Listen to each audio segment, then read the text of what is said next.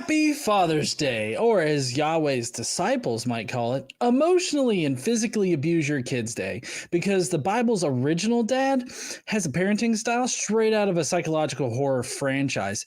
Obey me or roast forever. Love me while I drown every living thing. And how about the classic, hey, Abraham, why not knife your little boy on the mountain there just to prove that you're my number one fan? Nothing says paternal devotion like nearly turning your kid into brisket because the voices in your head told you to. Fast forward a few millennia, and the faithful use Michael Pearl's To Train Up a Child, which is basically a DIY guide for converting PVC pipe into holy trauma wand on their toddlers. Yahweh's playbook for parenting is pretty simple. Keep them terrified, call it love, and then remind them that your love is contingent upon perfect obedience. Sprinkle in some Sunday school bedtime stories about hell, which is basically an eternal torture chamber filled with pineapples and bad decisions. And you've got a psychological warfare masquerading as discipline. Teaching a 7-year-old that one wrong thought earns them an eternity on a divine grill is emotional abuse, full stop. It's cosmic gaslighting. If an earthly father said, Jimothy, I love you unconditionally, but cross me and I'll lock you in the basement, torture chamber forever, we'd call the cops on that person. We would not invite them to be the youth coordinator. The benefit of not being beholden to some cosmic dictator is that you don't have to traumatize your kids into acting the way that you want. You have the option to set them up to succeed rather than traumatize them into obeying. If you don't think that God is a toxic, codependent parent, then we urge you to call in because the show starts now.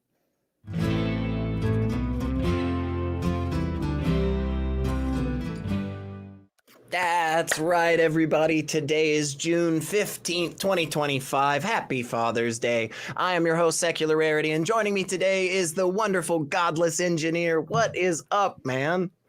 I'm doing pretty good. Just had a really good Father's Day. I got some Magic the Gathering cards. So, you know, there's that. That's totally normal for a 40-year-old father to get, right? Heck yeah, man. I don't see anything wrong with that. Yeah. What? Yeah. Honestly, like if you're not buying your father something like Magic the Gathering cards or Pokemon games, or I mean, there's a lot of things out there. Mario stuff. You know, I am not a father, so I did not get celebrated today. You know, which is fine, which is fair.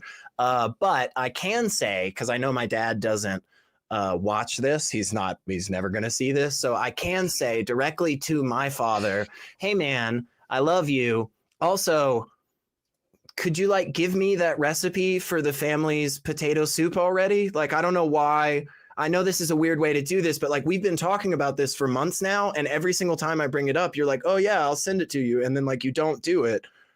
So if you could, that'd be great. But I do love you. Happy Father's Day. Anyway, so with that, since we're talking about like fatherhood and parenting and all this, I gotta ask, GE, are you regularly like giving your children like weird, mysterious tasks that if they don't complete, you know, to your satisfaction, you punish them to great degrees? Because this is the father that I see in the Trinity. And I don't know if that is a good way to like raise kids or not. Again, I don't have children, so I'm not sure. Is that something you're doing or no? So if I were to act like that, what I would do is I would instead appear to random people and then have them come and tell my child how to do things. And then if he doesn't do them, then I've got a button that I push that's just like, you know, screw him over for life. And then hit it, and you know it does something random, and he doesn't know if I'll ever find out. But you know, he's got random people coming to the house being like, "Hey, Dad said don't do that." I don't see why there's anything problematic with that. You know, when you think about it in the real world, you know, kind of perspective. I mean, it's obvious that this father figure portrayed in the Bible is clearly the best. No, seriously, obviously we're joking, people. Look, I might piss some people off when I say this, but because I'm not a father, I don't have kids, but I get a little annoyed when people will tell me things, like people are obviously doing things that are not beneficial for the well-being and health of their child, and then they'll kind of get this whole like defensive, like, oh, kids don't come with a manual, like meh, meh, meh. And it's like, well, wait a second, we've had child psychology for quite a fucking long time now. Like, are you joking with me? Like, we know some things that are just wrong, you know? Like, beating your child is not conducive to their health and well-being. I mean, am I completely out of, again, I don't have kids, man. Am I just out of line? Do you just have to beat them? I mean, No. I find that I can't remember which comedian that I heard this from, but like essentially little kids seem to be the one class of people that can be rightfully abused in that way, and and parents won't suffer the consequences for it. Like, of course, if you go too far, you get charged with something, but like. Like I consider spanking your child to be child abuse. Any kind of physical contact that you do in order to correct behavior, I feel like is abuse, and it's the only kind of abuse that's tolerated, it seems. And it really does kind of get me really really angry whenever I see that kind of parenting. It just seems so cavemanish, right? Like I feel like they should literally start off the discipline with "you do bad thing." And walk away by dragging his knuckles across the ground. Right. Yeah. It is. It's one of those things that again, like we've all probably heard it where like, yeah, I got beat as a child, and I'm perfectly fine. That's why I think it's okay to now.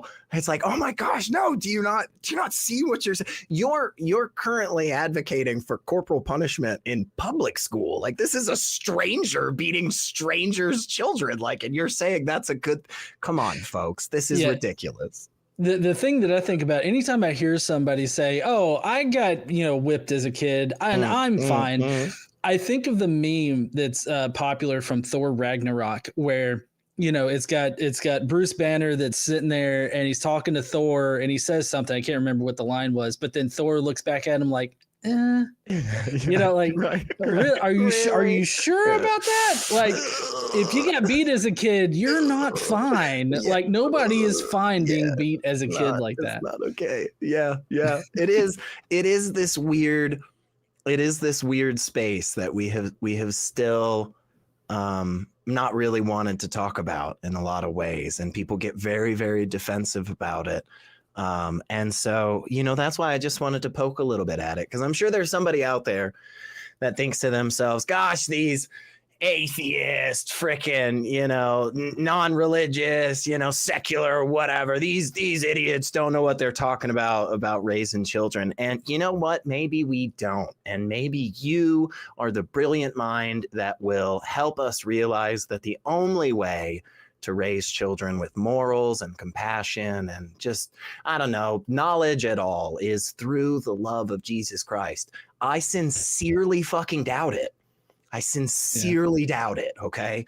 But you have that chance today because we have open lines. But before we get to that, I am going to tell you some things like the Atheist Experience. This show right here is a product of the Atheist Community of Austin, a 501c3 nonprofit organization dedicated to the promotion of atheism, critical thinking, secular humanism, and the separation of religion and government.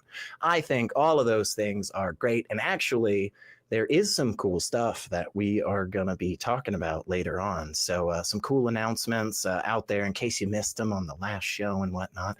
But I want to go grab a call because we've got a call that I think is gonna tie right into this here. Again, big fans of secular humanism here. I think there's a lot of value in that. And we've got a caller, Rob, out in Texas, is an atheist, he, him pronouns, and says that secular humanism can't actually replace some of the things that religion gives us. So I think this is a pretty cool topic, Rob. So you are on the show with Secular Rarity and Godless Engineer. What's up, Rob? Hello. So I'm actually an atheist, ex-Muslim, and famously, Ayaan Hirsi Ali had an article kind of about this, and I heard about this argument while just talking with friends, and I couldn't really think of a good refutation, and I was thinking of playing like the devil's advocate and seeing what you guys think. Yeah, I think this is a really interesting topic, and one that I think, we all kind of come at this from a little bit of a different angle. And, like GE, for instance, has been, creating community online for, I mean, how many years have you had your channel now, man? I mean, see, since 2012 is when I started it, but I was doing stuff before then. So like since 2010, so about 15 years. Yeah, so like, this show, for instance, has been going on for almost 30 years now. And like, I think one of the things that happens a lot of times, especially when we're comparing like secular or non-theistic community to religious community, oftentimes it becomes quickly obvious that we don't have the same structures in place in a lot of ways. And I mean that both in like a tradition and kind of like unifying message sometimes in those senses, but sometimes also in the sense of like, we just literally don't have a building, like I can't think of any space in the area that I live that has a secular daycare. Like every single one of them are Jesus this, God that, Noah's Ark, whatever, right? So like sometimes it's like a financial, and it's like a a physical, we don't have enough chairs type of thing, but in other times it can feel like we don't have traditions that we can all kind of get behind and do together. All the Christians know all the frickin' songs, right? And they all sing them and they do the hand motions together and whatnot. We don't really have that a lot of times, it feels like. I do think that it exists in a lot of ways. We just have to kind of reframe what we think of when we think of community, I say this all the time, bowling is a secular activity.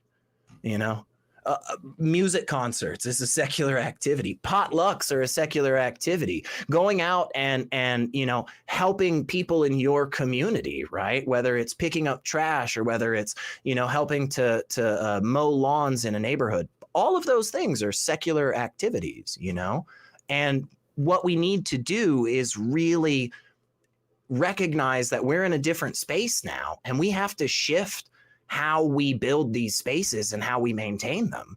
And so, yeah, if we think about it from the perspective of, man, we just can't get 150 people together every freaking Wednesday to all sing the same songs and give, $10. Like, yeah, probably we won't have that, But if you think about it from a lot of other perspectives, I mean, how many thousands of people that show up and hang out in dozens and dozens of different spaces online every single week, every other day on some channels, right? I mean, that's pretty cool. I'm really proud of that, What do you think? What do you think, GE? Yeah, so I think that any belief that doesn't comport with reality or that doesn't give you an accurate view of reality has the potentiality to like harm you and harm others around you. So like, I guess I understand why people might be saying that like the myths and narratives and like the community provided by religion are sort of like a necessary thing.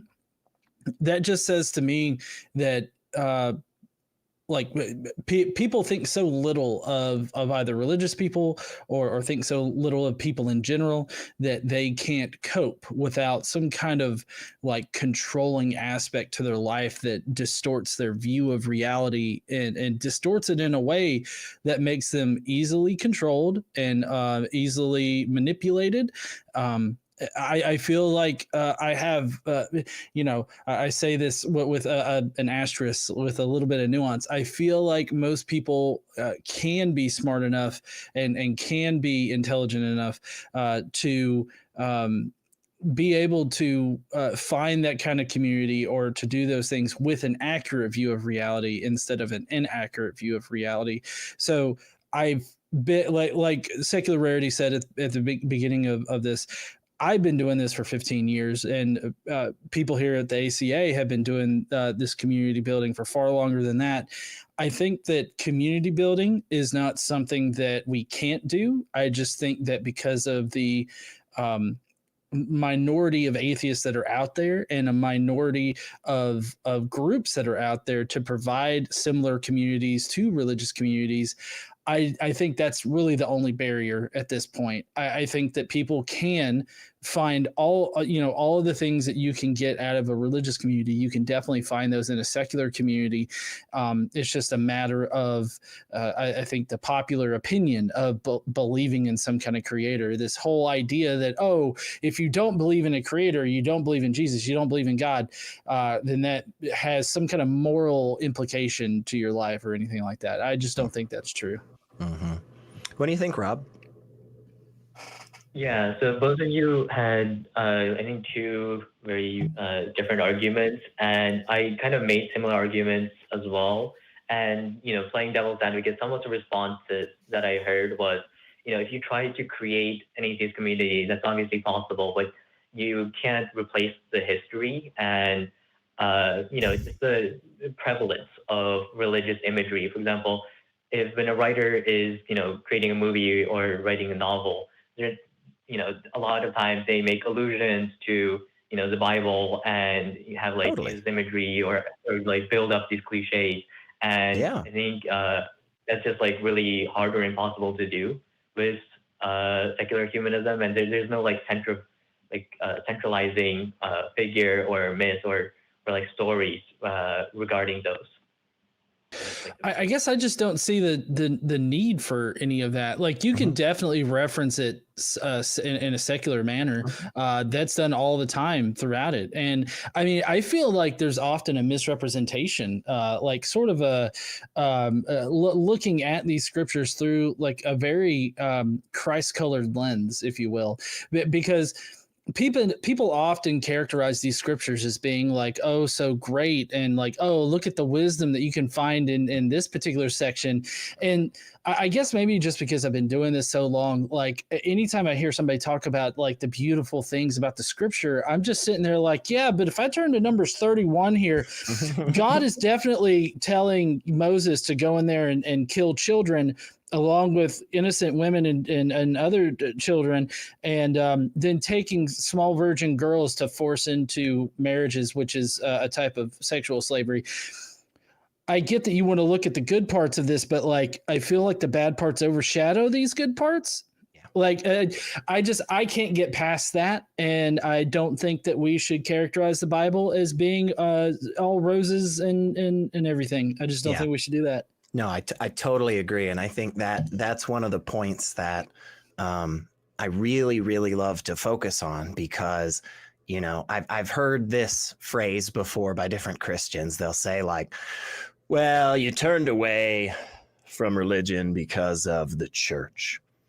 But did you turn away because of Jesus? As if like I've never looked into, what the purported life of this individual is, right? Like, of course I have. Of course I've looked into the teachings that he says, right? And there are dozens and dozens of people and videos and places out there. You can go sit down and hear a fantastic breakdown of all the nuances about the Sermon on the Mount, and hear a bunch of different really smart people tell you all kinds of really cool thoughts you didn't look at before. You're like, wow, I thought blessed are the meek was a good thing, but now that I think about this, no, this is kind of fucked up.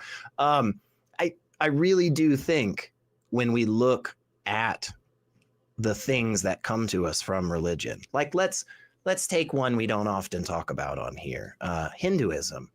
There's this interesting story, and I'm sure I'm going to get some things wrong, and somebody's going to yell at me in the chat and tell me how much of a dick I am. But if you read some of those ancient texts, there's this moment where this one guy is like really bummed out because he looks down over the hill and he sees like thousands and thousands of people being slaughtered because of this battle that he is directing. He says, yeah, go army, go kill those people. And for a moment, he realizes that all of these people are his friends and his family on both sides. And he sees all of the violence and the hatred and the destruction that's going to happen years and years from now because of this one battle. And right before he tells everybody to stop, a god comes down and tells him, like, nah, don't worry about all that shit, man. Heaven and afterlife and whatnot. And it's like, whoa, wait a second. That's gross. That's terrible, man. Like, at the core of all of these ideas is something really, really disgusting. And I do think if we reframe our view on community just a little bit, I think we can see that actually the best community that we have right now is a secular humanist community. The stuff that goes on in the world around you that makes up most of your day actually is non-religious, actually is focused on the betterment of humanity. We just don't think about it like that. When we all go together to go see some awesome sports event and we're cheering our city on and yeah, our people are winning and all this stuff, that's a secular humanist thing in a lot of ways. We just don't label it as such. Now, I know I kind of rambled there for a little bit, Rob, and I'm sure you've got some thoughts. So shout back at us before we move on. Yeah, so I think I should have clarified earlier, like, it's not religion, it's like these aspects provided by religion. So if you imagine like the Jefferson Bible with all the non-scientific parts, and then if you also, strip all the immoral parts or disregard them as progressive Christian and atheist,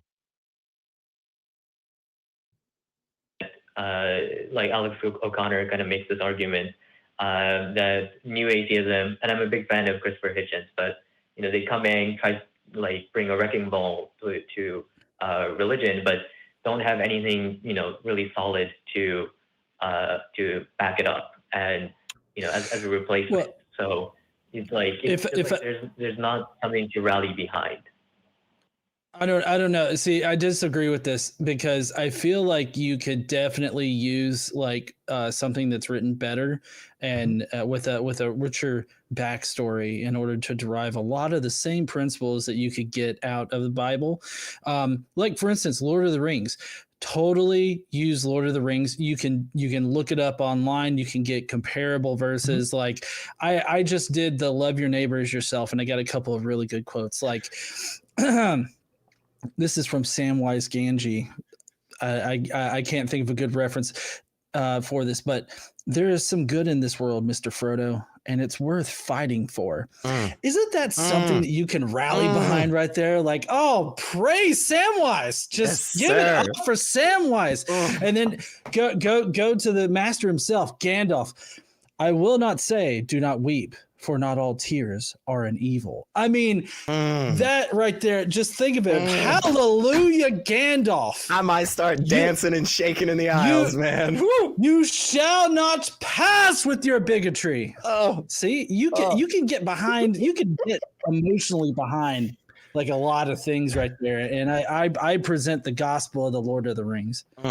I do think, like I understand, that viewpoint, Rob. And I think there's a lot of people out there that really like to push it. And if I may offer just a slight different look at that, here's why I think a lot of the religious people will say that is because they recognize that for decades and decades now, all of the science arguments, all of the philosophy arguments, they don't work. They're not carrying water anymore. People are still walking away from the churches. And now the only thing that they can do is they can say, look how happy we are. Look how much fun we're having at our potluck, But I think just like the scientific arguments, just like the philosophical arguments, when you push back on that, even in the slightest bit, what you find is that the Southern Baptist Convention headquarters, a 50 plus million building downtown in my city is being sold so that they can pay for the legal fees for abuse victims. Legal fees, by the way, to defend their priests that abused kids, allegedly, right? For decades. That's what happens when you push back on these institutions and these communities. It is a facade, man, that truly, with the slightest of scratch, that gold leaf comes off so fucking easily. Like, they are not providing spaces that are actually benefiting people. Time and time again, there are people that have been active members of a church for decades, have blood, sweat, and tears, have devoted their lives, have given everything to those communities. And all of a sudden, nobody calls. Nobody checks up on them anymore. They go 10 years without hearing from people that they'd spent their whole lives with. That is what the religious communities are at the end of the day. I don't hear that type of shit from bowling leagues, man. I don't hear that type of shit when people are getting together regularly to study Stoic philosophy on their own time and their own free will. I don't hear that when I hear about the people that are getting together regularly to go out there and try to raise some money and get some supplies together for a building that was recently purchased for unhoused teens in my area. I don't hear that type of shit, man. I hear a lot better shit. I really do think the secular humanist community is already the bigger and better community. We just don't see it like that yet. What do you think, Rob? Mm-hmm. Yeah. So I think one of the parts you guys said was, we're underestimating religious people. And I would say, perhaps looking back even at the history of the callers to the show, we might be overestimating, religious people in that. I think that, for example, nationalism is the replacement of, religious fervor and, the rise of Trump and all of that. It's because they're losing the sense of community and, that rallying cry. So they find another rallying cry and, another group in politics. And people just need that reassurance that they have this all-powerful force behind them. And, that can come from like a very deistic God that's very removed from, sure. All of the immoral actions and the pre-established institutions. But if you, for example, you guys use the analogy of Lord of the Rings, but so I think like this argument is more of a critique of the approach and the rhetoric of atheism and secular humanism, in that, you can't convince people to start adopting another mythology. This is already so deeply embedded that, Ayaan Hirsi Ali, she makes like a very pragmatic argument in that it's better to kind of try to strip the bad parts away and, maintain. So it's like an easier sell to the religious people than to say, oh, no, your God is not real, and kind of like maintain the atheist stereotype of argumentative and like angry and, just trying to change their whole worldview. If I can just push back just a little bit, and I think broadly speaking, like I think I understand where you're coming from, Rob, and I'm pretty much, I feel like we're all pretty much on the same page, for the most part, right? I think that particular thought from Ayaan Hirsi Ali, and I've heard that thought from other non-religious activists, whatever type of label you want to give to those people, but I think that's a bad focus, and here's why I say this. I think what our focus should be is the stance of unyielding, unwavering truth, skepticism, humanism, compassion, right? I don't think we should compromise on those things. I think we can present them in a way that isn't as argumentative or isn't as attacking in sometimes. And I also think with that, we should ourselves recognize, yeah, we're probably not going to change the vast majority of the people that we talk to, all the way over to the not believing in the God side, right? But by us taking that stance and by us holding that firmly and showing people that, you know, not only is there demonstrable truth, but there is benefit here, there is value by taking these approaches to life in general, like that will cause people to strip those bad things, right? So we don't compromise and move in our stance. We still hold firm, you know, that like I do not have a good reason to believe that God exists. And if you present one, fantastic, I'll listen to it. But otherwise, I am not going to say like, yeah, well, I don't know, like maybe, yeah, God is in your Pepsi or something. No, screw that. Your God that you've talked about does not exist based on the criteria you've presented.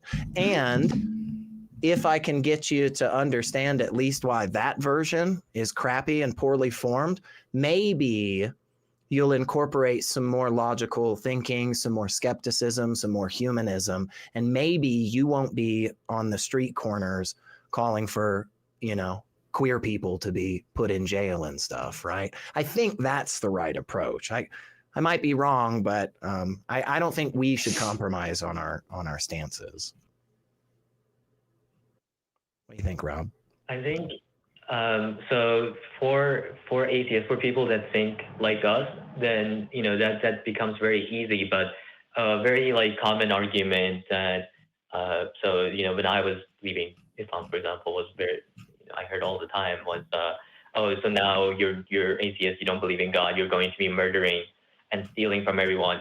And so obviously the atheist response is we have a conscience that prevents us from doing it. But the very fact that they ask that and you know that's their way of thinking kind of reveals that you know they don't have that stop. And I for sure personally know of and could speak of a lot of people that without you know that constraint of God would very much you know act with you know, without that external barrier. So you know obviously for a lot of people that like you who think, oh, if there's no evidence then I'm not going to believe it, you know that's completely you know those people we don't have to worry about. But for the ones that we do have to worry about, you know religion is still like a very good pacifying tool. You know it's the opiate of the masses. And Voltaire also said like you know I'm not religious but I would prefer my maid to be religious or Christian or whatever. Like I will say, Rob, I'm sorry to cut you off a little, but I do agree that there is a negative view of atheists in this country, in this world. We are when we just go out there and poll the average person on the street, apparently they don't like atheists. Like we are well low on the list, you know. I totally agree. And you did mention, you know, like the new atheists, like, you know, Hitchens and Harris and Dawkins and Dennett, you know, those guys and a few others. And yeah, I think that kind of attitude and that kind of flavor has carried over into a lot of the way that people view non-religious people in general. But I would also say that there's quite a lot of other people out there, you know, that have been doing this for a long time and, you know, bring in a lot of humor, are very compassionate, are very knowledgeable, you know, and no, I'm not setting you up to, you know, call you out, GE. I said compassionate and knowledgeable and funny. Like, no, I mean, there's so many different people that I can think of, you know, that truly are the exact opposite of that go out there, firebrand, I'm an asshole atheist and stuff, you know?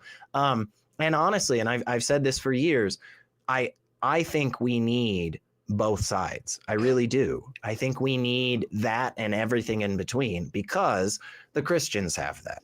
The Muslims have that, right? For every, I believe you said you were ex-Muslim, Rob. For every Muhammad hijab that's out there, you know, there's a Yasser Qadi, you know, there's for every scholar, there's the asshole that's going to yell and scream and say things. And honestly, on the atheist side and the non-religious side, we have to recognize that without both of those, like we aren't gonna we aren't going to make progress, you know? Anyway, we've been kind of chatting a lot. GE, was there anything else you wanted to say on this? No, I don't have anything. I think I pretty much said everything I need to on it. Sweet. Well, Rob, thank you so much for giving us a call. I'm going to rudely just drop you like a hot potato. And we do appreciate you, seriously. Come back and give us a call again and let us know how like community building goes in your area, or if there's any cool groups or things going on, man. There's an awesome Discord, fan run Discord. You can go hang out and chat with a bunch of people. So thanks so much. And yeah, I'm dropping you very rudely. I'm very sorry, but we have other calls and we still have open lines, you guys. So if you have thoughts, if you think only religion can provide morality, well, let me tell you, you're wrong. But if you disagree, call in, let me know. If you think GE and I don't know anything about parenting, feel free to call and yell at us. I don't know. What do you got, GE? Is there something you could, well, it's Pride Month. We could talk about Pride Month. That pisses people off for some weird reason, doesn't it? Oh yeah, totally. I posted up, I've been posting up a whole bunch of like Pride infographics about common talking points that a lot of religious bigots basically use. And, they've been going pretty well on my Facebook page and everything. Nice. So, I think that, the current, Christian nationalists, I guess, sort of lines and their efforts right now are really seeking to persecute that group. So like if anybody out there thinks that that's not the case, or that you think that the LGBTQ community doesn't deserve equal rights, you're wrong, but let's call in and talk. I hope you call in and talk about it. Please do. I have heard a couple of people say recently, okay, look, fine, gay people, whatever. But do they need a whole month? Can't we give them a day or a week? I guess I don't know. I wonder if they pay attention to anything other than themselves. I don't feel like it's very difficult to see why there is a reason for Pride Month, right? Like there was an individual that was recently assaulted in my city at a storage facility because her and her partner were simply asking for some help unloading a fucking truck. And somebody walked up to her and started beating her and yelling fucking homophobic slurs. And it's like, I didn't try to find that. I didn't search for hours. I literally just woke up, grabbed my fucking phone and looked at the very first news feed that I saw. So I don't know. I feel like some people are very uneducated on it. And I'm confident that those people will call and tell us how wrong we are. But before we get to that, I got to tell you something that is really cool, because it is that time of year. And some of you may not know this, but there is a very large, very organized, very friendly bat colony that likes to hang out somewhere in this little known place called Austin, Texas. And these bats in mass will come out at night and will fly around, eat a bunch of bugs, and poop on you just a little bit. And so we're having the ACA Bat Cruise again. So bring your ponchos or, don't. I mean, take the risk. Why not? There's no heaven. There's no hell. Live your life as you want. But seriously, the ACA Bat Cruise is coming back this year. It is August 16th, 2020. Your hosts that you love. So we're not sure who else that technically includes, but we do know that Forrest and J Mike will in fact be there. You can get your tickets and all the info at tiny.cc/batcruise. And I can tell you this, it is an absolutely incredibly cool time. You can see me in a couple of those pictures. You can also see that everybody else in those pictures looks uncomfortable because I jumped in them right at the end and they were like, hey, man, seriously, we were trying to, this was just kind of a private thing among friends. And I was like, yeah, we're all friends here. And then they just walked away uncomfortably. But anyway, it's a great time. You should come hang out if you've never been. Seriously, you guys, it is super, super fun. You're going to want to be there. It's a whole weekend of really, really cool stuff. And in fact, if you cannot show up, but you still want to help, there is a way that you can do that. It is very, very easy. Right below the chat, there is a direct fundraiser. All of those proceeds go directly to the ACA. YouTube does not take a cut. So click that donate button and support the mission of the ACA. If you're looking and you're trying to make a super chat right now and you can't seem to do that, that is the reason. So go donate. Go spend that money. I mean, what else are you doing with that? Like $5 or $10, you know? Like you're probably going to make up some bullshit excuse. Like what? I don't even think, are there any good like movies out or anything? Like there's nothing else you're going to be doing today. Like don't fucking lie to me. I know you're sorry. That was for one specific person and that person feels very uncomfortable right now. But anyway, I don't think I've pissed off the crew too much this time. They're not sending me any mean messages, you guys, so that's good. I'm very happy about that. Normally, if anybody's been watching lately, I've me and the crew, we've had kind of a difficult relationship. I don't know, do you get in trouble a lot on here, or is that just me? Is it something to do with me, or? I mean, I don't know. I mean, okay. I normally don't. I've got a pretty good relationship with everybody, I think. Yeah, cool. I was just wondering, like, I just figured maybe it was just like a thing. It was just kind of like how they talk to everybody or something. But all right, cool. Anyway, well, we have another caller, and if you guys have thoughts, please give us a call. We are here, and we want your spicy stuff, man. I don't know. I'm ready to fight. Are you ready to fight, GE? I could do it. I could. My fisticuffs are ready to cuff. Yeah. Okay. Well, we are going to go out to New Jersey. We've got Abe. He, him is a theist and wants to talk about some arguments for God. Well, Abe, that's what we're here for. You were chatting with Secular Rarity and Godless Engineer. What's up? Hey, how are you? Pretty good. How are you?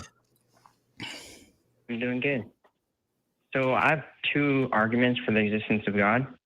All right, give us the one. Give us the first one. Mm-hmm. All right, so the first one is the Mount Sinai revelation. But it's not that it says it in the Bible. It's more like it was passed down. I have a quick question. If someone tells you that they went to a store last week, would you believe them? It depends. I mean, probably in general, but it doesn't have anything to do with the actual truth of the situation. Right. Right. But if someone tells you that you went to the store and you know you didn't, would you believe them? Again, probably, but it depends on the situation. Because, for instance, I know for a fact I have done things I do not have memory of. I know for a fact that happens on a regular basis. So it is very much possible that I did that. But yeah, in general, both of those things, I'd probably be like, shrug my shoulders and, yeah, sure. But where are we going? Yeah. So where I'm going with this is basically it was passed down from generation to generation until today that there were over 600,000 people, 600,000, I think, men, and then plus the women and children in Mount Sinai. So I'm wondering if that's not true, how it could have started, how people could have convinced other people. Let's say you give someone a book, the Bible, that says you are on Mount Sinai. There were 3 million or 600,000, whatever it is, witnesses. So if you weren't there, you wouldn't believe it. I mean, most people wouldn't, I would think. Abe. Well, Abe. Yeah. Well, Abe, maybe Secular Rarity understands like where this is going or how this relates to like God, but I'm simply not following you here. It sounds to me like you're making an ad hoc claim that there was some kind of prophecy, which is magical, by the way. There's some kind of prophecy that supposedly was handed down from generation to generation, and now we're apparently this prophecy applies to today in some kind of way. But regardless of all that, what is let's just say the population numbers are correct at Mount Sinai. I really don't care. How does it prove anything? Like what? I mean, Well, so I got a lot of questions, I guess. Like, how does it prove anything? Also, how do you know that this quote unquote prophecy wasn't just something that was made up after the fact to fit the circumstances that this person already experienced? There's just a lot of like historical questions that we got to ask, like what's your historical sourcing for this? Where are people getting this information? If you're just gonna in an ad hoc manner say, oh, God gave this to some random fuck in the Israelite nation or whatnot, and then they just passed it down, this is going to fall flat for me. I don't understand how this could ever hope to prove anything about God. Well, it's really just that there are witnesses, and it was passed down, so we know that. Well, it's more evidence than proof. I'm not saying it's proof. I'm just saying it's a little bit of evidence, just to. So, real quick, Abe, when you came, well, I just so I'm on the same page with you. Are you a follower of Christ? Have you been baptized in the Holy Spirit? I'm Jewish, actually.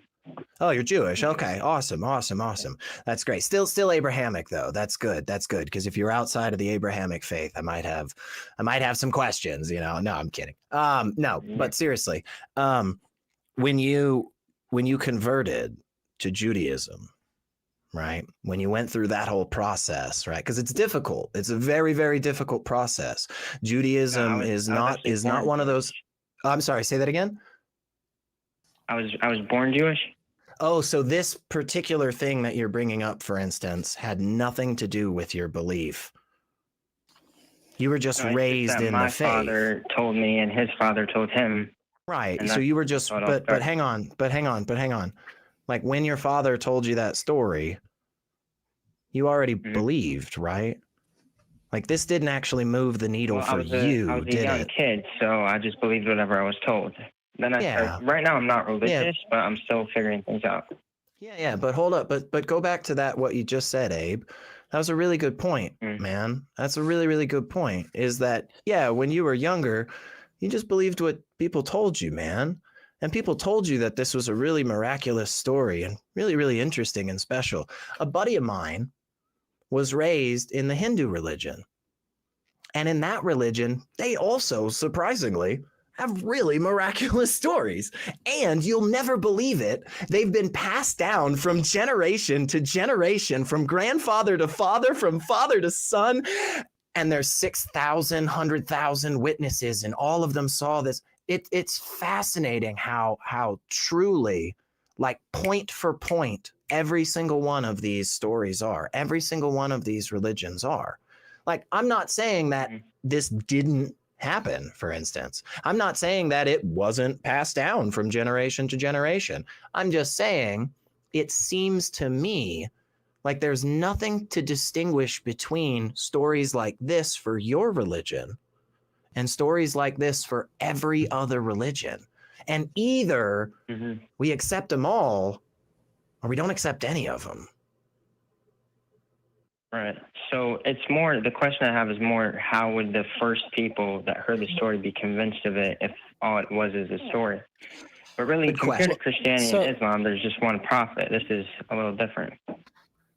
Well, so what exactly is the story that you're asking about here? The story is a bunch of Israelites met at the bottom of Mount Sinai, and you're wondering how people can believe that? How the first people that were told the story would believe it if they weren't the people that were actually there, if it didn't actually happen. Okay, well, let me make a small callback here. How did you come to believe it? I came to believe it because of that, really, because it was passed down from generation to generation, and I don't understand how anybody else would believe it if it's not true in the beginning. Well, right, but I guess I was trying to make a call back to you saying, well, I was little and I just believed what I was told. People just told me. Right. And considering that in the past, there was even less verification on stories that were told. At the time that the Hebrew Bible was written, people could just make up whatever in the fuck kind of crazy shit, and people would believe it. I'm trying to think of I don't really know the the Israelite stories outside of the Hebrew Bible. Like, I know this better for the New Testament, but I'm sure there's crazy stories around that time. But like, there's so many different stories that have been told, and people just believe them. Like, how like there's a long lineage of the Isis and Osiris cult that mimics a lot what's told about Judaism and Christianity. Unless Isis and Osiris were real, why did everybody believe it? Why was it a substantial cult in the Mediterranean area? Why did it affect so many people? How could so many people believe that if it didn't actually happen or wasn't actually true? Right. I mean, yeah, I guess I agree with that, because there used to be everybody believed the earth was flat. I mean, I don't know what you believe about that, but you know what I'm saying? It's definitely not that the earth is flat. Yeah. I would say that neither of us believe that. But yeah, Abe, I think this is something that happens all the time in these types of traditions, right? And especially with the Hebrew Bible, there is so much of that is specifically about crafting a narrative for a people group in a time and place when, honestly, they were getting the shit kicked out of them from every other person, man. They were getting conquered left and right by different fucking, tribes across the river. They were losing all their people. They were getting scattered, all this good shit, man.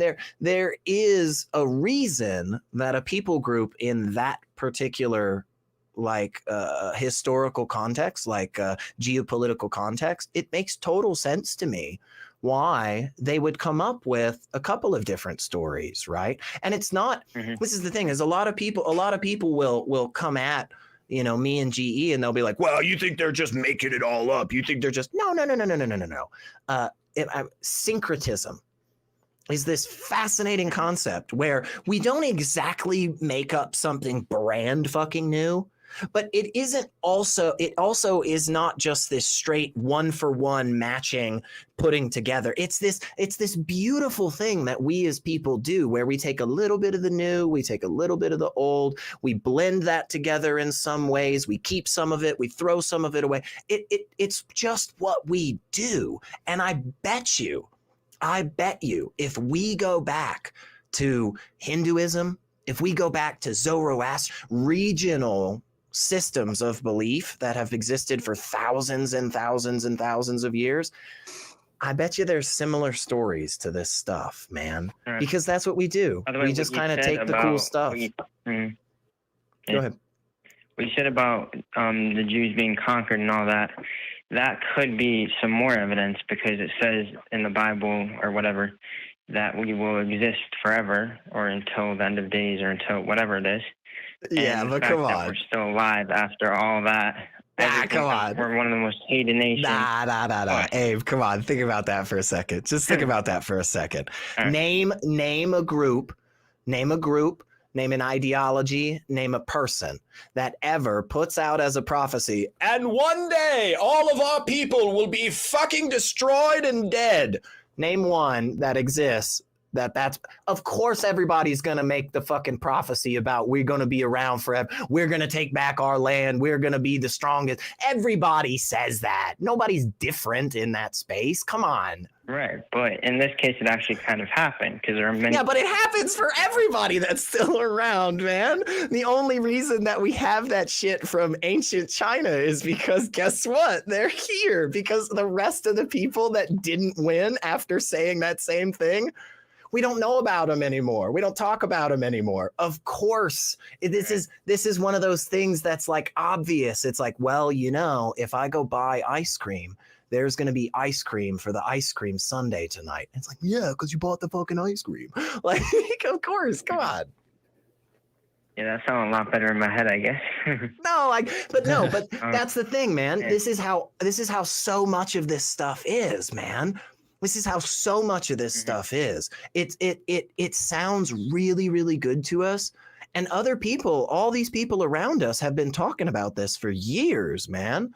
Like, Abe, have you ever spoken in tongues? Nope. Me neither. Me neither. But I know a bunch of people. Who grew up in that space, and they were like 8 years old, and their mom or their dad or some church leader that they looked up to, right, as this person of authority, they came up to them and they said, as an 8-year-old, they said, one day you'll have the Holy Spirit inside you and you'll be able to speak in tongues just like a true believer of Christ. And for some reason, that shit never happened for them. They never felt it.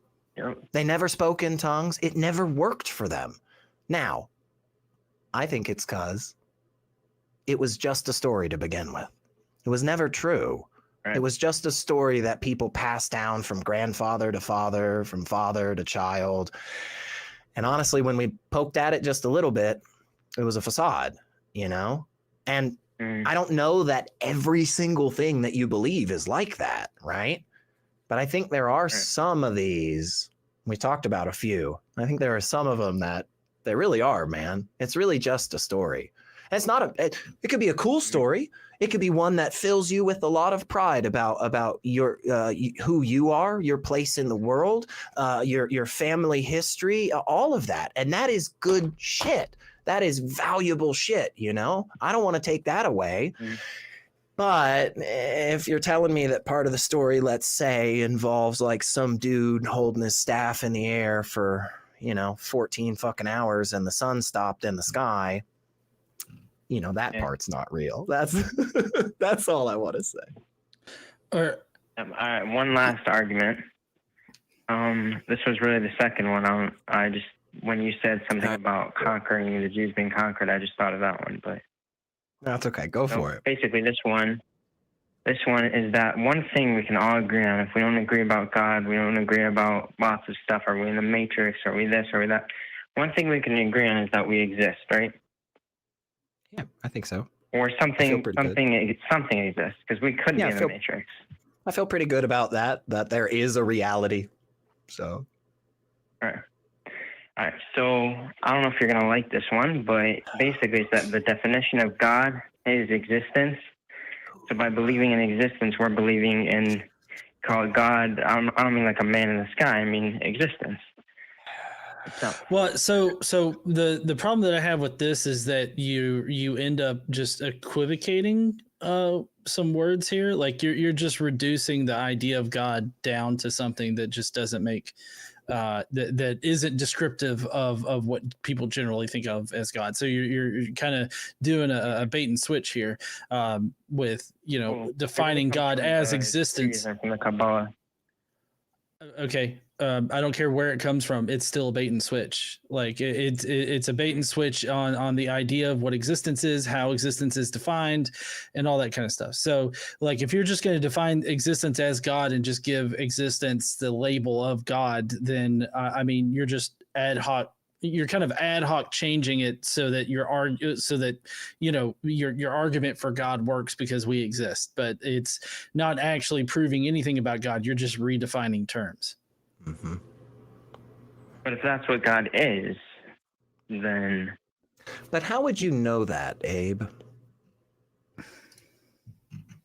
How would you know that? Well, we don't know. We don't know that. But we don't. But how do we know about existence? How do we know about there seems to be, we all agree, there seems to be something out here that we call reality or existence, right? How do we know about that? How do we look into that shit? Well, we see, we feel, we think. There's got to be something. Yeah, and there's a system in there. We put together this thing a while ago, right? Called the scientific method. And that's what helps us understand the reality around us. That's what helps us distinguish the things that really do exist and the things that don't. And if time after time we go looking for this God and it doesn't seem to be there, that seems to tell me it's probably not there. And like John was just saying, I think there's a lot of stuff that we really get you know, a lot of shit comes into our pudding, man. When we start equivocating on stuff like this, when we start saying that God is love, when we start saying that all of existence, the universe, the fabric of reality is God, is the mind of God. Like, I think the problems that we fall into there, even though we don't see them right away, I think they're some of the most harmful things that are kept in religions. Because when we get real flowery about that shit, what happens is a lot of stuff gets smuggled in. A lot of things all of a sudden start. You could go more into it, really. I don't know all of it, but there's a lot more to it. And also, you said the problem is that you're changing the definition of God. I mean, broadly speaking, yeah. Do you know what an equivocation fallacy is? Have you ever heard that term before? No, honestly, I haven't. It basically just means that, like, we've got a bunch of different words out there that have multiple meanings, and in some contexts, by using one of those meanings of the word, it makes your argument make sense. It makes it valid, right? But in other contexts, a different usage of that same word makes it nonsensical, right? It doesn't follow anymore. And so that's kind of what GE was saying. He's saying, like, man, you're taking this definition that we have and you're really twisting it and warping it into a way that, you know, honestly does not work in this fashion. And I agree. I really have a problem when we do the whole, like, Spinoza's God, you know, when we have that whole kind of pantheistic, you know, panentheism type stuff, because I just think that it feels a lot better to people.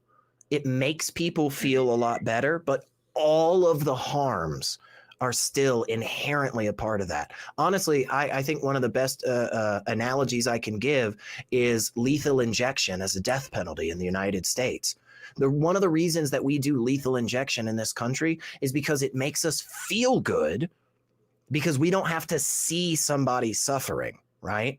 And only recently, as more and more companies have started stripping away the rights of these you know, prisons to use these medications, we're starting to see the harms that are happening to these people. There have been so many fucking botched executions in the last decade. It is disgusting. But that was why we stepped away from the electric chair. That was why we stepped away from the firing squad, is because it made us feel like we weren't doing something super fucked up. But in reality, we are putting a human being to death still. That's what's happening. And the same thing in this concept where we say, man, my God's just love, man. My God's just energy, man. My God's the universe. No, at the end of the day, you are still using the exact same pattern of thinking, the exact same methodology that leads to all of the same harms that I feel really confident, Abe. You and I agree. We want to minimize that shit. We want to get rid of that shit in the world, you know? I think this pattern of thinking, unfortunately, is what leads us to that stuff, though. So we've been talking a lot with you, Abe. So wrap us up real quick and we'll move on. But all right. So what you're saying is that, so you don't like the idea that God could be like a creator, personal, and existence at the same time, or you just don't like using different words for different things? Like what exactly? I'm a little bit of a hard time understanding exactly what you're saying. I think the creator God is in that version and understanding of a deity that can be demonstrably shown not to exist. Okay. I think when we put those types of criteria and understandings on a version of a God, I think we can show time and time again to your satisfaction that that God does not exist. On the flip side of that spectrum, on the opposite side, where we are equivocating between God and love or energy or whatever, I think those things are still just as harmful. Or unity. Say again? Yeah. It's more existence itself for unity and harmony together. I still put it in the same category. We understand, like, the angle that you're taking with your argument here. I think that what it gets down to is that it seems very ad hoc in nature, meaning that there's no supporting evidence at all to say that, oh, God is necessary for existence or that God is existence. I feel like you're just stating that. Like you're just stating God is existence Right. without actually proving that it Well, is. it's not really me. It's more the Bible or the Kabbalah. But So the Bible but states it. but What do you do? according to that verse, you technically believe in that God. I don't. Yeah, sorry, Abe. I don't care where it comes from. Like it could come from a napkin that you found in a 7-Eleven. It doesn't really matter. Mhm. It's still just Yeah. an ad hoc claim that this God is existence. What I know we need to move on because we do have calls lining up now. But like, do you actually have any evidence that suggests, other than just saying the Bible says it, or the Hebrew Bible says it, whoever says it? Do you actually have any evidence or any arguments that actually establish that? If God is in existence, then I guess I don't. So yeah. Hey, that's great. Honestly, that's not a bad place at all, Abe. Like you said earlier that you were still investigating some stuff. You're looking into some things. You're learning stuff. Mhm. Like that's awesome, dude. That is the best fucking place to be ever. Don't ever stop doing that. And just give us a call back, like in a week or so, and just All right, tell thanks us for what the you learned. amazing And yeah, thanks so much, man. We appreciate By you. the way, can I say one more thing? Yep, go ahead. You caught me right before I was about to rudely click the button. So you got 2 seconds. Go. Yeah, what you said before about atheists, that people dislike them, I actually love it because it's skepticism. It's questioning things, and also there's young Sheldon. Yeah. I've seen the show. People love him. He's an atheist. You know what I'm saying? Hey, that's right, and that's what we need more of, Abe. We need more cool atheists out there, living and showing people that it is okay, and not only is it okay, but the water is pretty damn nice. So thanks so much, Abe. I'm gonna drop you real quick. I probably cut you off. I'm so terribly sorry, but yeah, that's what we need more of. We need more good atheist positive representation. There's too many of these long-haired, beard fucking dickheads on the internet, yelling about shit. But yeah, no, that was a good one. I have to tell you guys about some ways that you can support this wonderful channel and this incredible organization here. Like, you can go to Patreon. And if you're not familiar with Patreon, it's a really cool site. It's spelled Patreon. And if you go to that link that is both in the description and in the live chat right now, you can send money directly to the ACA. That's right. Money that you send will go to the ACA for all kinds of wonderful things, like helping keep this show happening. That is, I've also heard that some of the money for the Bat Cruise fundraiser thing will help to get people out there. Will bring people like Forrest and J Mike there. So if you want more ACA hosts at the Bat Cruise, you should do that. You can also become a channel member for as little as 99 cents a month. But why do that? You're a baller. You're top of your fucking game. You're crushing it right now. You're a badass, and you want to show everybody how much of a badass you are. So become a channel member at more than that a month. And it's really easy. Just hit the join button below. That'll give you access to really cool chat emojis, but also you get early access to clips and YouTube shorts and all kinds of cool things like that. And again, all of that money goes to a great cause, because there is a Bat Cruise coming up in exactly, I did this math, okay? Please, live chat, check me on this, okay? There is exactly 69 days from now until the Bat Cruise, okay?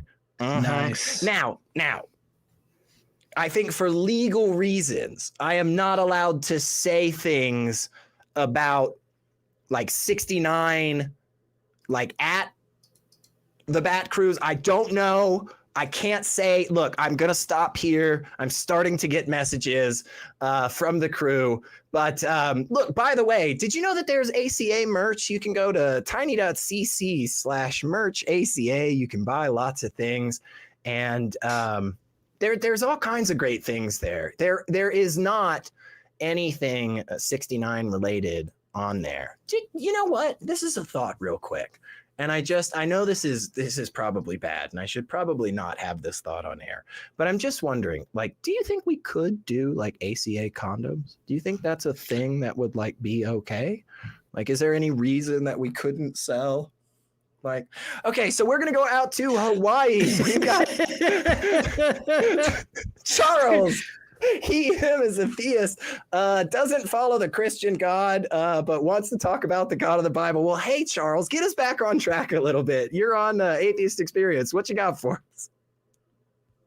Okay, I was in the Bible. There's a God in the Bible. His name's Jehovah, spelled YHVH, and this is the God of the Jews.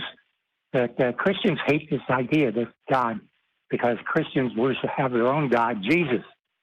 And so they want everybody to accept Jesus, because they have a strange religion.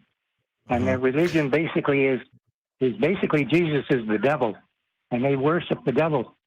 And they say... Hang on just a second, Charles. Hang on just a second for me, because I think there's a lot of interesting things that other people believe. We can talk about them some other time. But what I would love to know is what you believe. And do you believe in Jehovah of the Bible? Do you think Jehovah is real? Yeah. Why? That's what I'd love to know. Well, Jehovah, the universe is weird. It doesn't really work. Sure. Something makes it work. And obviously it's God. Charles, I'm not going to sit here and say that we know how everything works in the universe, because I don't think anybody knows that. But I mean, I feel like there's plenty of processes and ways that the universe works that we do understand, and we understand those things without the need for Jehovah. I mean, it seems like you're starting off on a track going to a God of the gaps, is where immediately that's where my brain goes. I don't know if that's where you're going, but you're basically saying, oh, we don't know how all this works, and there's something that I don't understand, therefore it's magical, therefore it's Jehovah, because this book that I like says that it's Jehovah. Maybe I'm wrong about where you're going with this. Well, yeah, the Bible has a God, and that God is Jehovah, YHVH. It's all through the Bible. The Jewish God of the Jews. Right. No, I'm sorry. I just want to cut through all of that, because we understand that. We understand the Hebrew Bible. We understand the Christian version of the Bible. What we want to know is exactly, why do you think that Jehovah exists outside of the Bible? Like, what kind of like real things in reality point to the need for this God? Well, this God, Jehovah, comes to each individual, everybody and everywhere, puts out his hands and says, take me in. And now, Charles, I know that what you just said sounds really pretty to you. I know that what you just said makes you feel really good, okay? And I just want to start off by saying, I'm not trying to shit on all of that. I'm not trying to take away your happiness here, okay? What I am trying to do is let you know that there's a friend of mine, a friend of this channel, who's been dying of ALS for over half a fucking decade and spent his entire goddamn life seeking and serving and loving the Lord. And he is dying from ALS. Every single day, he gets worse and worse. And you're going to sit here and try to tell me that the Lord opened up his fucking arms to Dave? Fuck that, man.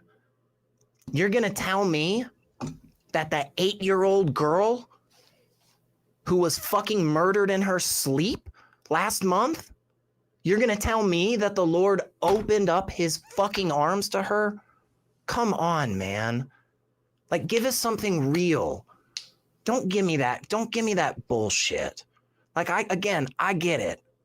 It feels good when you say it to yourself. You say, look, the Lord came to me and loves me and all that shit. But come on, man, give us something real. Like, what is it out there that we can look at and go, yeah, there it is. That's God. Because if you say something like that again, man, I'm just not gonna let it go. I'm not gonna have it, man. I see too much of the garbage. So, what is it? What do you got for us, Charles? Why should we believe Jehovah's real? Not the Bible, not because he comes to all of us and gives us his fucking love and shit. What do you got? Well, everybody's an individual, and everybody has a mind. Everybody can think, and everybody can really accept what they want. They don't have to believe that God exists. They don't have to believe that God comes to do or does anything. Do you think there's a hell? Do you think there's a hell, Charles? Do I get tortured for all eternity if I don't believe in God in your view? No. Well, that's great. Let me tell you something. You're a fucking minority. And that's awesome, Charles. Yeah. Join in with all of us in the atheist camp, and let's tell those hardcore evangelicals that are going out there preaching to everybody that they're going to burn for eternity if they don't believe in lockstep with them. Let's go tell them their shit is wrong first. You go convince them. You're going to have a better fucking chance than I am. I don't believe in Jehovah at all. They're not going to fucking listen to me. Like, so you go out there and tell them, hey, man, you're wrong on all of this. Let me tell you why your God's not real. Let me fix you. And then once y'all are all on the same page, come back to us, man. And we'll happily talk about it then. But like, come on, man. Don't tell me that you called into the show. Don't tell me that you sat on hold for nearly 30 minutes to just go like, nah, y'all believe whatever you want. Hey, John, I don't care, man. You do what you gonna do, man. You wanna go out there and make fun of Jesus and say he's some zombie or what? You do it. Like, come on, Charles. Like, give us something, man. We are here and ready. We want to be convinced if there is good reason to believe. Yeah, because Jesus is the devil. Christians are evil. They worship the devil. Constantly. Okay, well, no, look, we're not here to talk about Christians because you're not a Christian. So, I mean, I get that you have this crazy idea about Christians being evil and whatnot, which is kind of crazy to me. But we're just like we've heard you in that that Jehovah has revealed himself to everybody, but that's obviously not the case. Right. I know he hasn't revealed himself to me. Well, I mean, you don't have to. I thought you can do what you do. You froze for a second, GE. Sorry, go ahead. Oh, okay. Sorry. That was my bad. So I like as a Christian, I thought that God revealed himself through just normal happenstance things that happened. Like, I thought about, I had a dream about birds, and then all of a sudden a bird landed on like outside my school window or something like that. That's a sign from God. Like something, stupid like that is what I thought. Now, whether or not that's good theology, I was taught, through my churches and everything like that God spoke to you in the very mundane kind of things that happened every day. And so like, that's God speaking to you. So like, is that what you're talking about? Like, does God reveal himself, or Yahweh, does he reveal himself just through mundane things that happened? No, not Yahweh. Where did you get that from? There's no such thing. Sorry, I meant Jehovah. Jehovah. That definitely shouldn't have been the thing you took umbrage with, Charles, but please go ahead. Does Jehovah reveal himself in just mundane, everyday, ordinary things? Yes, he does. Comes right up to you. Take me in. Oh, okay. Good work. I'm glad that you believe that. So if you believe that, can you please help me connect the dots here in the mundane things that happen in reality in everyday life? Connect that to Jehovah's existence. Can you please connect those dots for me? Yeah, well, it's he's invisible, so you can't see him. You can't say, "Hey, there he is there, or there he is over there," or he comes with you there and there. Well, don't you feel like that's a problem, Charles? Like I look right off the rip, man. That should make you say like, you know, I don't feel good about this thing being real. Like, Yeah. sorry. Well, and I also want to say that we can't see X-rays, we can't see gamma rays, but we know that they're there because they are detectable. You don't visually is not the only way that you can detect God. You can detect God in multiple different kinds of ways. So, I mean, that's why I'm asking you to connect the dots here. Can you connect the dots between mundane things happening in reality to Jehovah causing those things to happen? Can you connect that for me? Well, I'm just saying that he is there. You can accept him, and he will come into you. He will be with you Ugh. and go about with you in good works. What if I don't want God coming into me? Yeah, we don't need that. Does he get elbow deep, or like how deep does he get? Like You know, I think there was a story about somebody 69ing with God. Wasn't Jacob like grabbing God's dick, or Jake was? It doesn't matter. Oh yes, look, definitely. Look, Charles. I know I was being silly there for a second, but I want to be very direct. Okay, I really, really think that what you just said is a bit of bullshit. Okay, and I think you agree with that. And here's why I think you agree with that is because if somebody else came up to you and said all of this same shit, but it was about Muhammad or Vishnu or Thor or Bigfoot or the fact that the earth is flat or that the moon isn't real or that the earth is hollow or that germs don't exist or birds are fucking drones or any of these other ridiculous things, man, you would feel just as unsatisfied as GE and I feel right now. Because you gotta be kidding me, man. You believe this thing, and it is one of the most important things. It radically changes everything about your reality if Jehovah is not real. And yet, with an opportunity to say, hey guys, here's why you should believe it. You fall back on, I mean, it's, it's like, if you want, if you don't have to, I don't know what this, come on, man. Come on. Like, that's BS. That's BS. You know there's a reason to believe this. You have a reason to believe it. And I guess it's not that great of a reason, Charles. And that's the thing, man. I want good reasons. I want you to have a good reason to believe what you believe, And it's a little selfish. Like, you might feel like all I'm doing is trying to make you a better person. I mean, that's a great byproduct. But honestly, what I am thinking about is the fact that if more of us are coming to reasoned conclusions, we are justifying our answers based on solid skepticism and evidence, then I'm not going to have to deal with as much bullshit in the fucking world as I feel like I have to.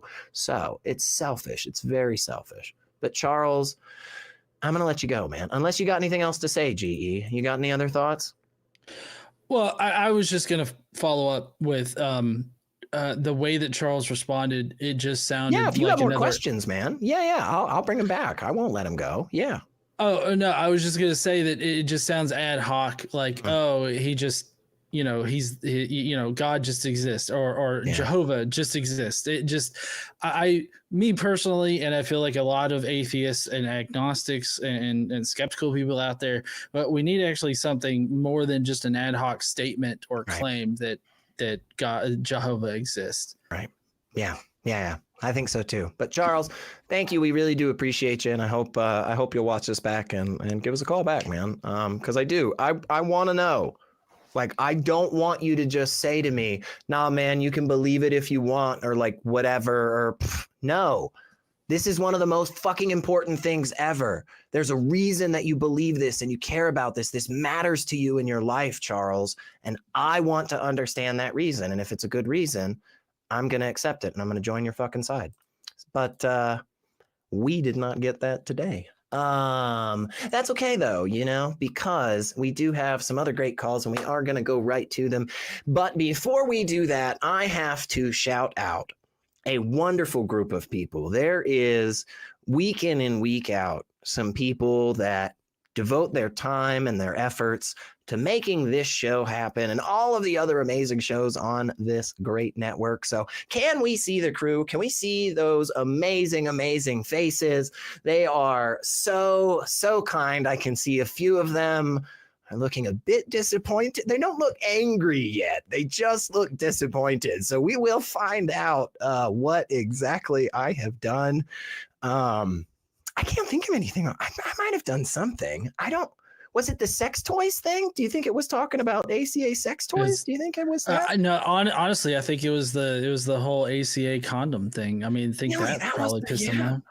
I mean, where are you going to get those from and everything? And you're going to put yeah. Are you allowed as a nonprofit to sell condoms? I don't know if you could give them out, right? Can you don't? It doesn't matter because we are gonna go out to Texas. We've got Reverend Van Kush. Him wants to talk about Hinduism a little bit. It sounds like. Well, hey, Rev, we are. I'm secular Rarity. That's Godless Engineer. What you got for us? All right, so. I know y'all want to talk about like Yahweh and everything existing, but so I want to talk about like what the atheists kind of call little g gods. Okay. And so first, I would say there are these things called egregori. All right. And usually when these are talked about, they're talked about mostly the invisible ones, but I'll start with the ones we can see just so that everybody can kind of grasp this. Okay. There are stuff like the sun and the planets, right? And we can all see them, and they're there whether or not we're there. And they exist outside of us, but there are egregori that exist between us. All right. Another word for egregori is poltergeists. All right. And then so these things exist. So, and just hang on real quick, Rev. Hang on real quick. I'm not trying to push back. I'm not trying to shit on anything. Just trying to understand. Just some clarity. Okay. Are you saying that the sun and the moon and like Mars, like are those egregori? If I'm saying that right, is that what you're saying? Yeah. Yeah. Yes, that's why the ancient religions would personify them and everything is because of their qualities. Okay. What are the characteristics of egregori? Because I would say between the sun and the moon and Mars alone, I don't know that all three of those things exactly fit into the same category, right? There's a huge difference between what's going on with the moon and what's going on with the sun.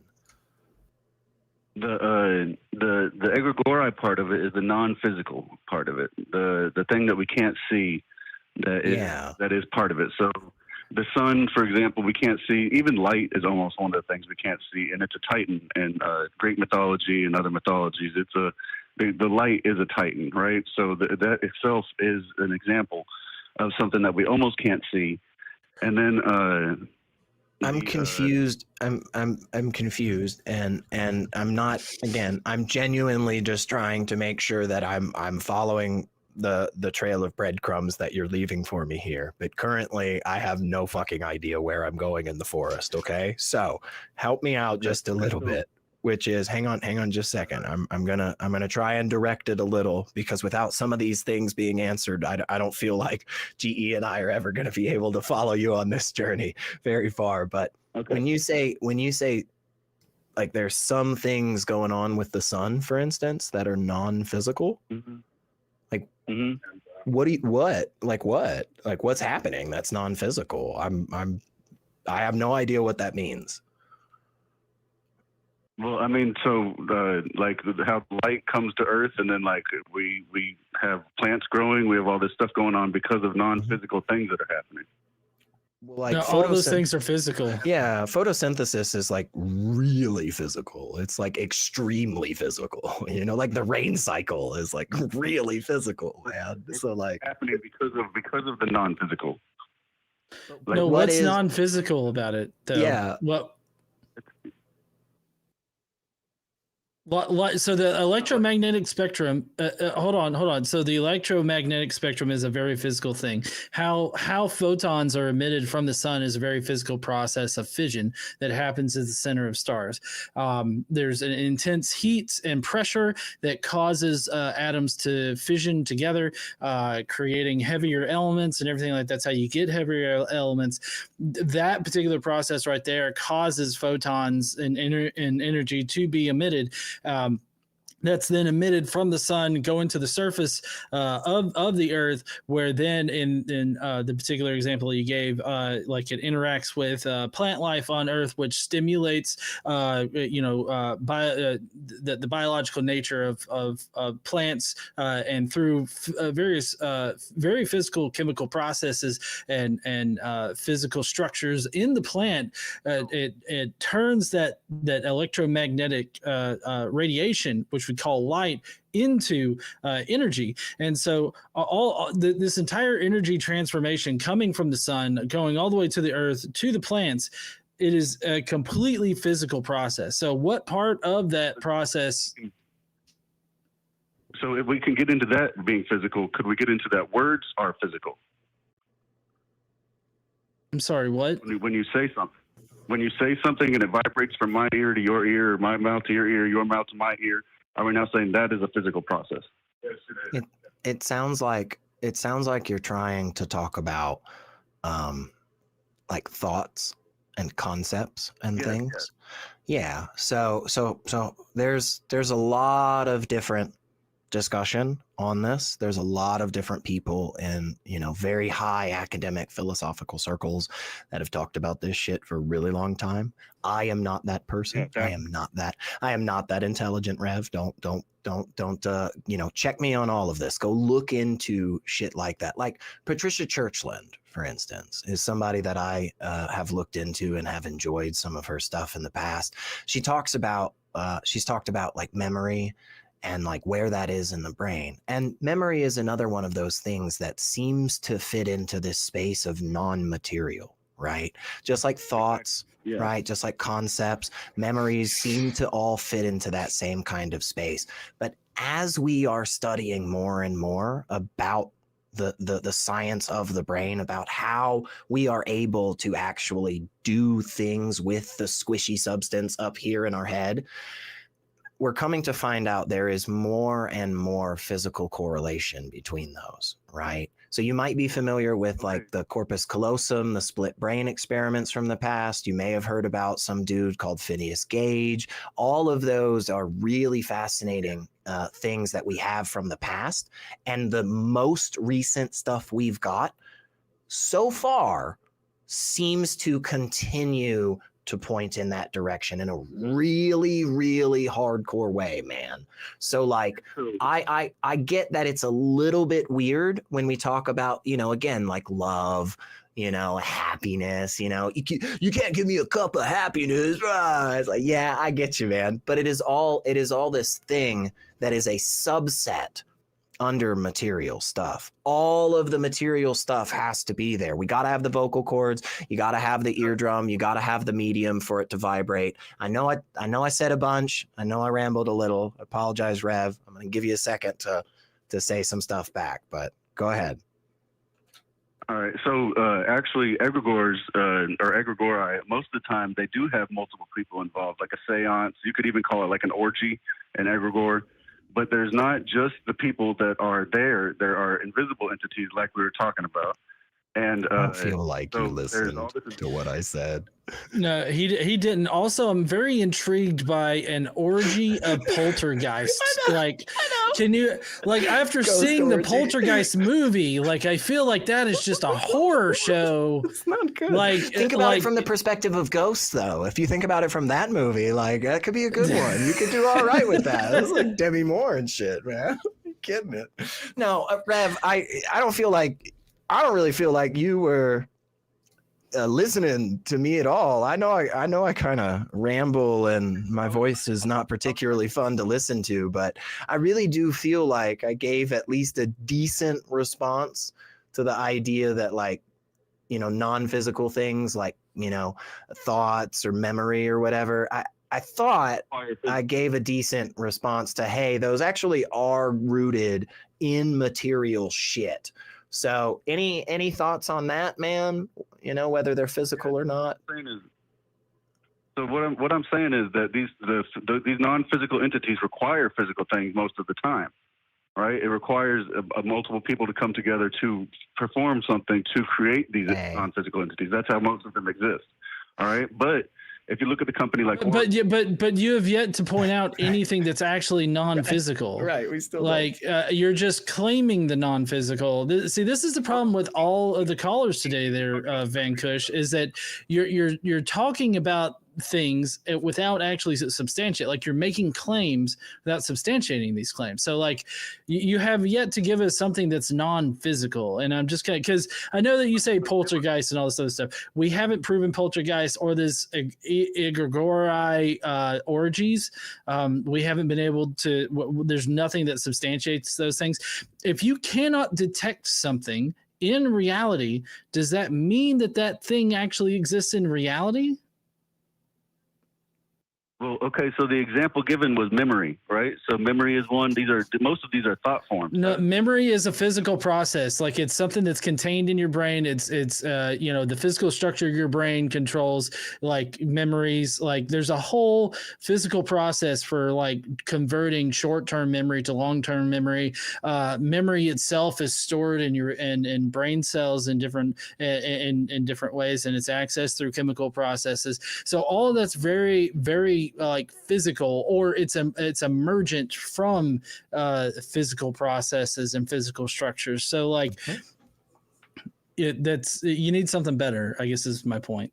Okay, well, if I store a physical memory onto stone, and then somebody reads it 2,000 years later, and that memory is released by being, through that person reading it in their brain. What the fuck does this mean? Yeah, you're using some of those words incorrectly.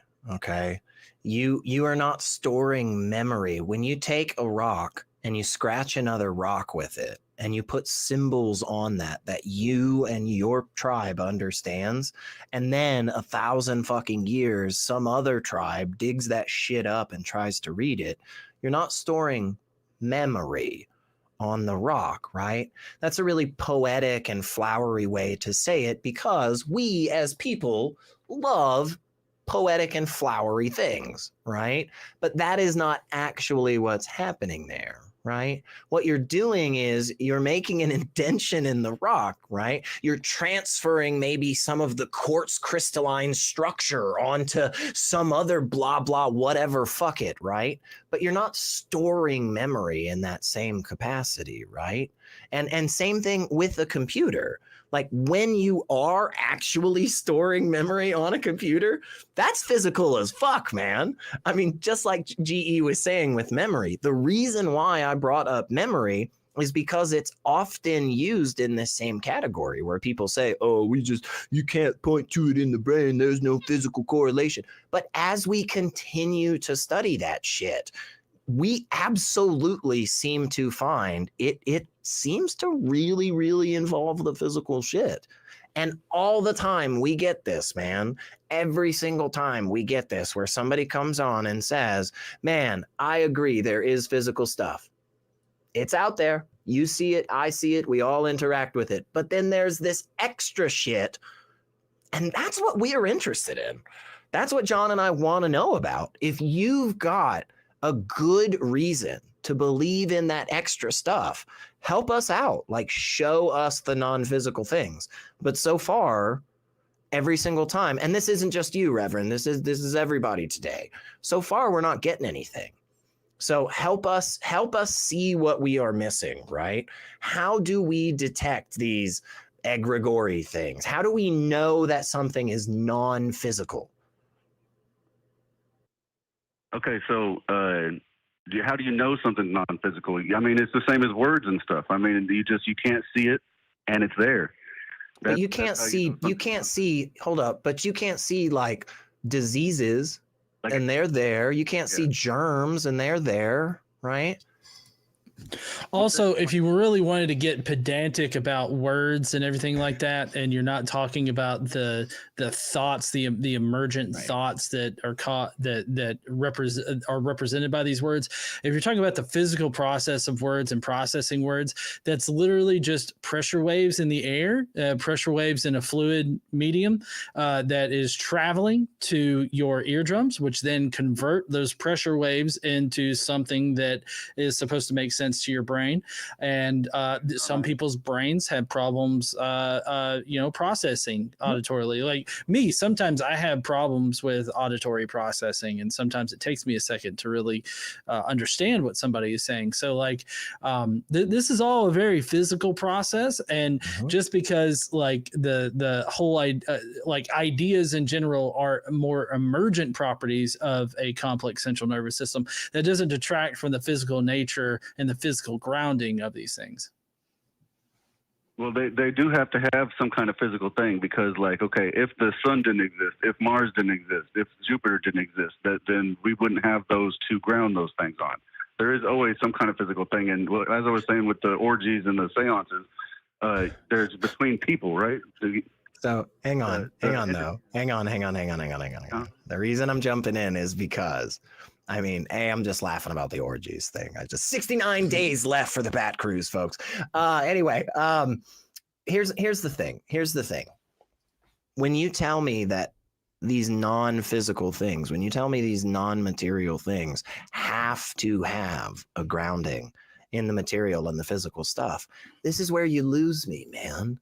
Because this is where I feel like I'm getting told that the ice cream sundae in front of me is shit because it doesn't have magic sprinkles.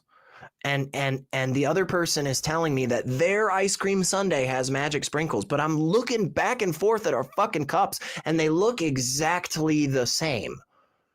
And so this is where I'm at again. You're saying to me, no, you don't understand. The ghosts have to have a correlation to the physical realm. And I'm like, okay, well, so then show me the ghost.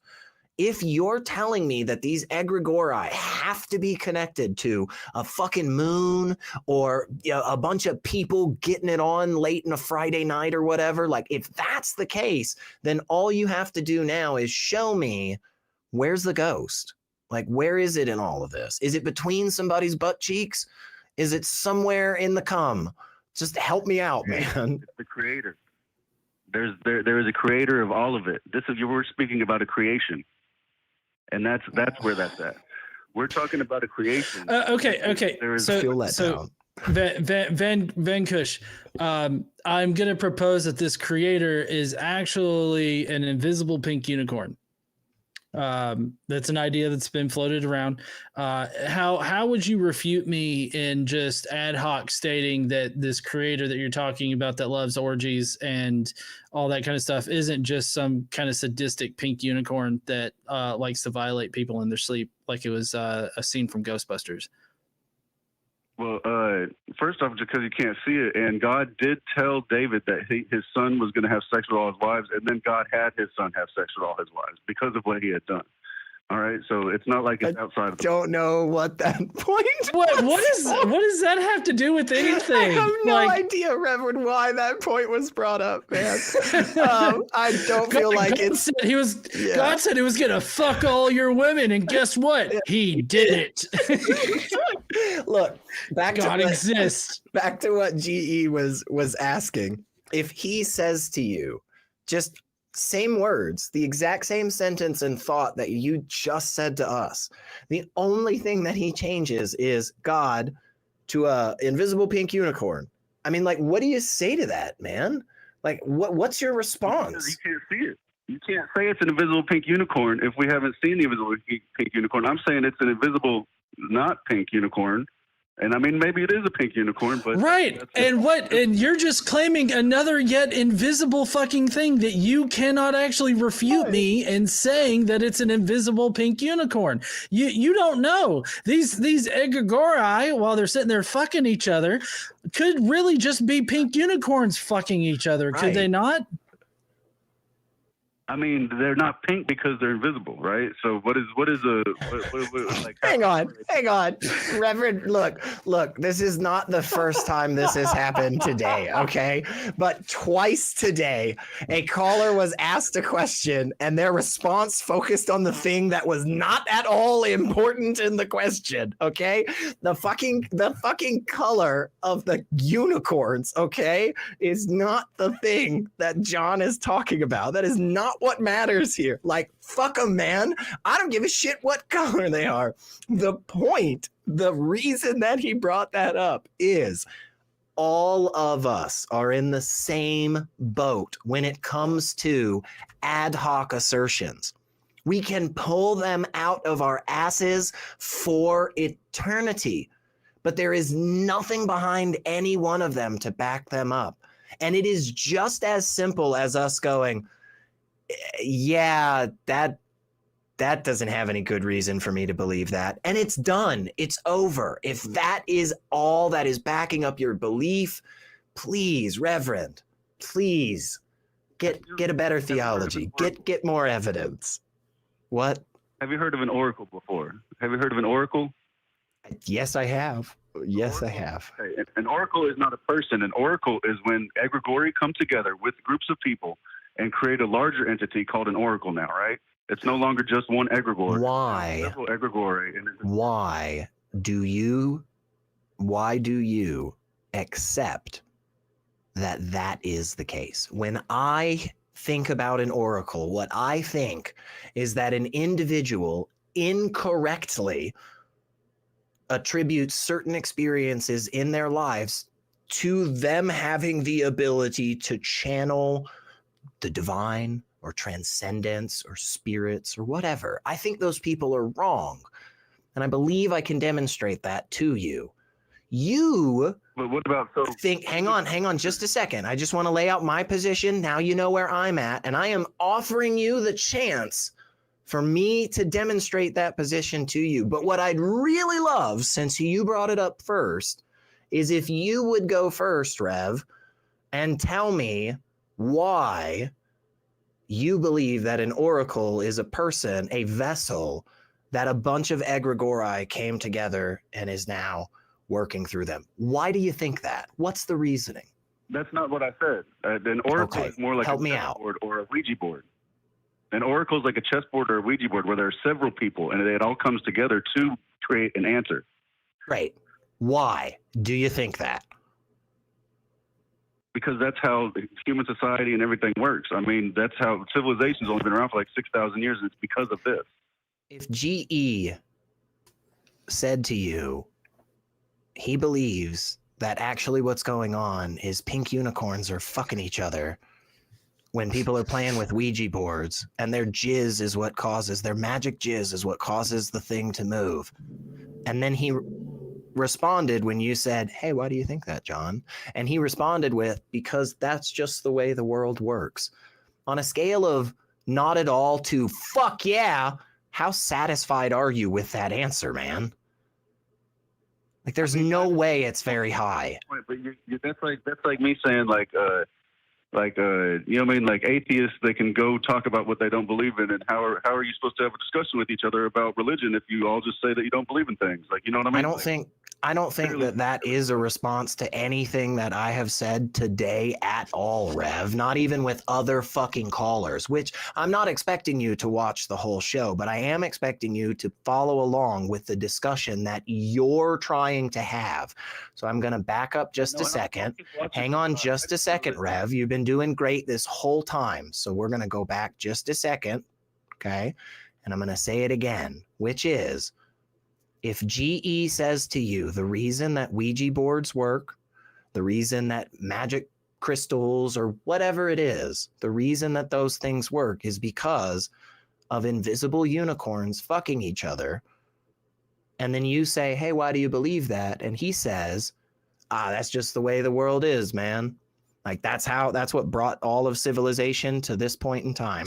Are you satisfied with that answer? Do you feel like GE has a robust reason for his belief?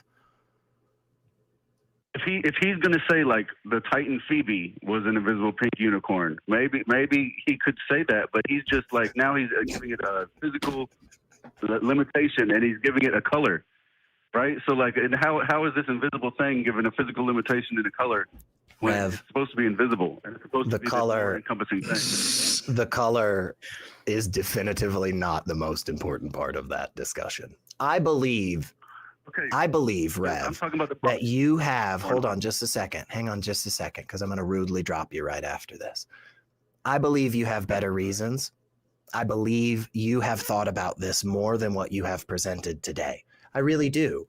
I think that you have in your head, whether it is physical or not, you have thoughts and memories and arguments that you can bring. And I think you can do a better job. And I would love to hear from you in the future, because I think the arguments you've brought today are really unsatisfying. And I don't think you'd be satisfied with them. That's the whole point. So I am rudely dropping you. I'm very sorry. I am just kind of a dick. But yeah, man, fuck. That's just the way the world works. It's like, what? That is not. Oh my God. Like, oh, fairies are stealing my teeth and giving me quarters. Like, why do you think that? It's just how society formed. Come on. I mean, I don't understand why people are convinced by just whatever ad hoc statement seems to, I guess, maybe appeal to them. I don't know. Yeah. I don't either. But here, I do have this thought. We have this wonderful backup host. We have with us today Jamie, the blind limey himself. I'm wondering, hey, Jamie, you want to take a call with us? Yeah, I'm happy to do that. Let's do it. We are going to go out to Mississippi. We are going to talk with Hannah. She, her, wants to talk about materialism and physicalism. Well, Hannah, we have been steeped in that sauce today. So you've got three of us. We're going to try not to gang up on you too much, but it's SR, GE, and the blind limey. What you got for us, Hannah?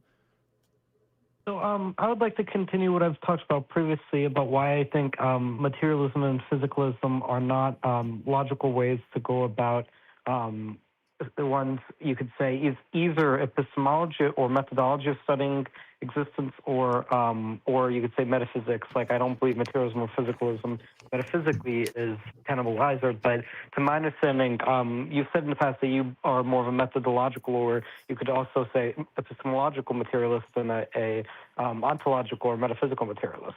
Right? Yeah. I think that's pretty fair.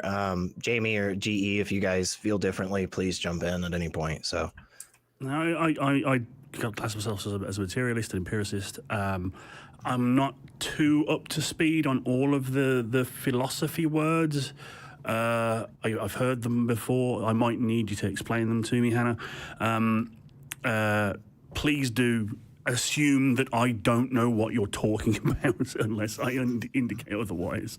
Speak to us all like we're five. Honestly, it's a good way. It's a good way to talk to us. But yeah, please go ahead. Tell us your thoughts. Why not materialism or physicalism? What do those have that are problematic? Well, just before I do that, could I also ask, just to confirm, GE also identifies as a methodological as opposed to methodological materialist?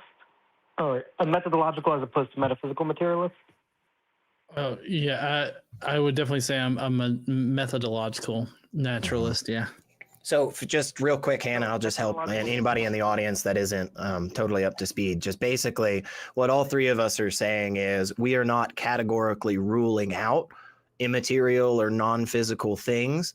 But what we are saying is currently, when it comes to investigating the things around us, when it comes to generally operating from day to day, we are going under the assumption that the answer is not going to be any one of those things. We haven't gotten there just yet, but I think that's a decent. I'm sure somebody's going to yell at me about that, though, Hannah. So what do you think? Where are we going? So there's several problems, I think. So the first is, I would like the first to be the problem with trying to define a rigid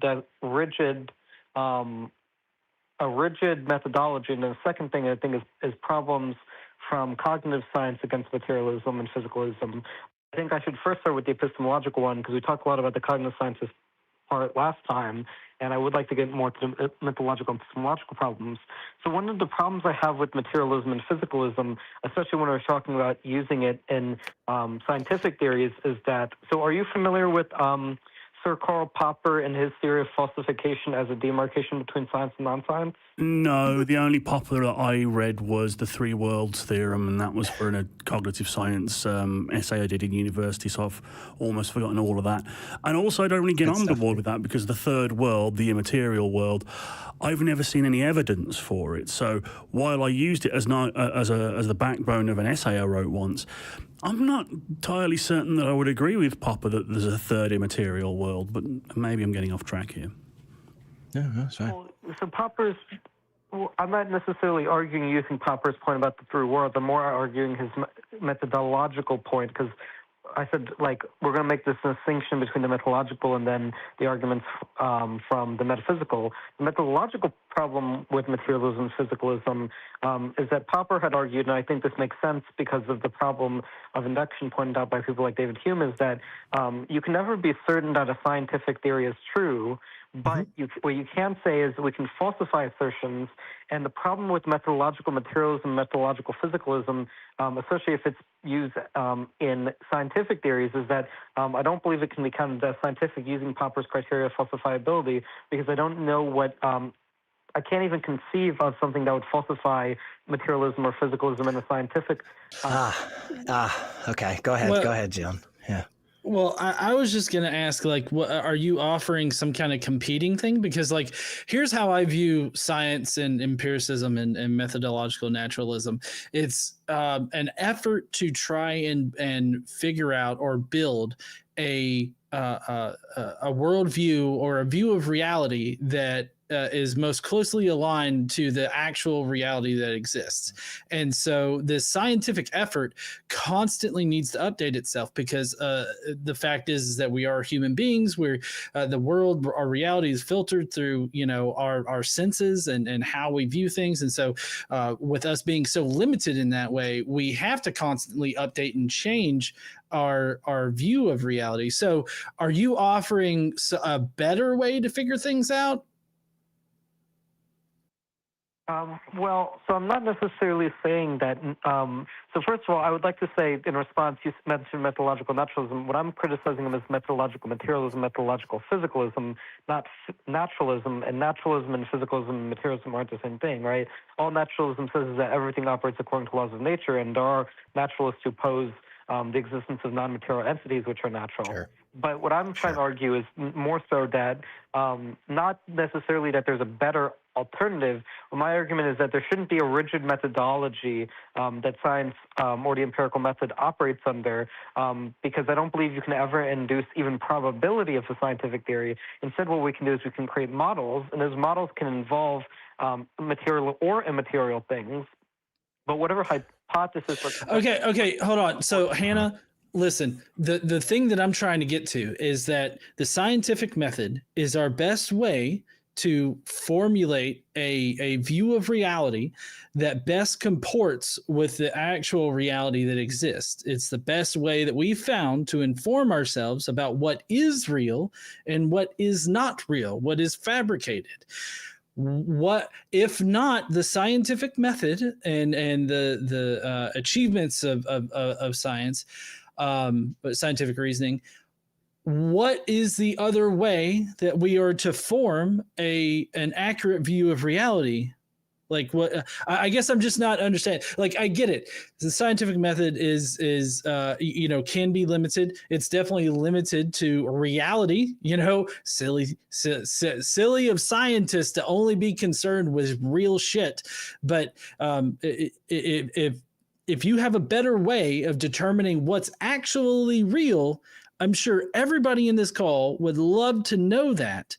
And for all the flaws that science can have, does have, or possibly has, what's the better way to do it? Well, so perhaps there's a misunderstanding. You're assuming that there is a better way, and what I'm arguing here is there is no quote-unquote better way. What I'm arguing is there are different methodologies for how to propose hypothesis none of them will comport to reality. What you can do is you can propose a hypothesis and then prove it wrong in some limited context, but you can never prove anything about reality. Okay. But you're not saying, Hannah, that we can't have any understanding of the world around us, right? You're not saying that. So we have talked about a lot on this platform, on other platforms, about the fact that, at the center of all of our methodologies, at the center of all of our understandings of everything, it all has this gigantic gaping hole in it. But we can still build and make progress and actually understand things and come to reasonably held conclusions. You're not saying that all of that venture is just completely worthless. No. So okay, so it doesn't. So hang on. So the issue that you're bringing up is not one that actually is a problem for this methodology, because it is the same issue that every single methodology has.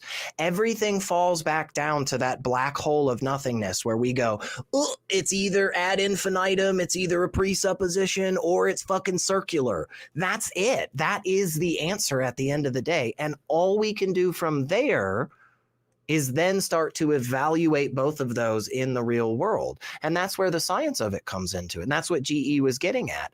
Like, if you and I both have different ways of building this car, and I get in my car, start it up, and drive to the end of the fucking block, and you never move, man, I don't care what's at the center of my, methodology that's fucked up. We both have it, and apparently mine still builds cars. Yeah, and I've got just a quick question. If you're so critical of materialism and physicalism, can you give me an example of something that is both immaterial and real? Well, first of all, we're talking about the methodology, and where you're asking is more of a question of metaphysics. But I believe SR just misrepresented my position on the scientific method. Help me out. Which is one of the things. What was that? Help me out. I don't want to misrepresent, so please correct me. So to be as precise as possible, what I'm saying is not that there is a truth which we can come close to that corresponds to the external reality, because I don't believe you can ever correspond to the external reality with certainty, with the exception of mathematics, perhaps. But I don't care about certainty. I don't care about whether or not we know that it corresponds with 100% certainty. That is not a problem, right? Okay, so I just finish my position before you continue, because I've let you explain your rebuttal to my point, and then but go ahead, Hannah. Finish Go ahead. But what I believe what we can do is we can propose models which don't correspond to reality per se, but because they have enough predictive methodology, they have enough predictive power, they're not true, but we treat them as true in the sense that we'll use them in the way we construct technology, we'll use them in the way we live. And so something like, does a certain medicine cure a certain disease or not? Well, I don't believe you can. I agree that certain induction is impossible, but what I believe is you can take that, you can create a hypothesis about how the medicine works and the causal relationships that the medicine has to the human biology, and if it's not proven wrong and it has enough predictive power that when people take the medicine, it cures disease, we're not necessarily posing an absolute causal relationship, but we still treat it as true. So tentative truth based on scientific data and evidence is where we sit, is what you're saying, if I'm following correctly. How is that a pushback in any way, shape, or form on materialism or physicalism, Hannah? Everything I just sat through and let you explain had nothing to do with what we're talking about. So please help me out, since you so desperately had to let me know that you had to get this thought out. I want you to get your fucking thoughts out, Hannah. I want you to clarify. But if you're going to do that every time, I am not going to let it go, because I'm telling you, what you just said had absolutely no bearing on the conversation. So connect it back for me. What's the problem with materialism and physicalism when it comes to holding tentative truth? Well, so the problem with materialism and physicalism as methodology, and first of all, it's not about evidence. I said it's about falsification or proving wrong. It's not about giving evidence for theory, but creating predictive power which is not falsified. But when it comes to materialism and physicalism, the problem I have with using that as methodology is it's not falsifiable. So I can't conceive of evidence that you could present to a methodological materialist or methodological physicalist. So this is what I wanted to go back to, because this is where you got off the track from the beginning, and I was trying to help you out with this. What you're doing is you're trying to find scientific evidence for a philosophical problem. You're not going to find a test tube or a beaker or any type of methodology that can be run, okay, in a physical, tangible, scientific, in a lab sense to help you out with the paradoxes like the Grim Reaper paradox or anything, because they are in a separate category. So what you would have to do is you would have to use other philosophical justification, which we can do, which is why I went through the whole time of talking about Munchausen's trilemma again, Hannah, because that's the way you play that game. My theory has a hole, your theory has a hole, nobody's fucking perfect, but then from there we have to go out into the real world and see how it comes back to us. And so far, we don't have anything from the non-materialist. We don't have anything from the non-physicalist. It is all 100% in our camp. And that's where we need to go. But you made a mistaken point there, and I think that's where the misrepresentation of my position comes in about the methodology and my criticism of materialism and physicalism regarding this, because you're asking, am I trying to provide evidence for something non-material? I'm saying there is no such thing as evidence. There is no such thing as something which you can provide which confirms or verifies a theory. There is no evidence. There is logical argumentation. That's what I'm saying. You're mixing up the categories. You're not understanding what you're looking for. You're digging in the sand and you're hoping to find gold, but you have no idea what the fuck gold looks like or the properties of it. You know what to do when a philosophical argument sounds kind of wonky, and it's to go and argue the philosophy. You're not going to find it. You're not going to find the evidence in that. You're telling me something that is like, yeah, man, of course not. Like, you're walking up to me saying like, hey, you just made all these cupcakes, but you know what you're not going to find in those cupcakes? Chili. You're never going to find a nice fucking meaty chili in those. Yeah, I know that, bro. I ain't worried about that. We move on to the next thing. We actually try to get some answers on this. But I'm sorry, I'm rambling. Please, Jamie, I know you had something. The thing that really blew my mind was using the example of testing medicines as a counterpoint to physical and material methodology for testing, because we absolutely must use we're physical creatures. I'm a human being. Like, we test these medicines, and we can know whether, like, falsify the theory that this works if it doesn't cure the disease, or worse, kill someone. Then we can pretty definitively say that we have falsified the hypothesis that this medicine works. Like, and it's all done through materialism. It's not. There's nothing outside the material when it comes to medical science. And if you want to argue, if you want to push back on that methodology, you don't do that by saying, well, there's no test you can run to prove it. Of course not. That's not where the falsification is problematic. The falsification is problematic in the philosophical sense. It is problematic because it is a non sequitur. It doesn't follow. The logic doesn't work. That's where you have to push back. So you're not gonna be able to push back on materialism or physicalism this way. Just like, really, it is not pushing back on dualism to say, yeah, well, you can't find any evidence for blah blah blah. That does not actually disprove dualism. right? Because that's just not what you do in that arena. It would be like, I'm not going to give another example. We're already over time. Hannah, I'm just going to drop you real abruptly. I'm so sorry. I do appreciate you calling.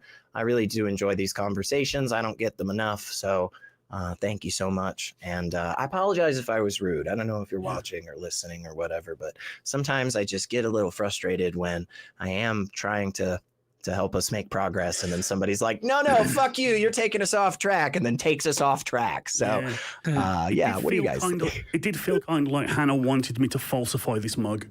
How do you? I mean, if you could, just real quick, no, I'm kidding. Please don't.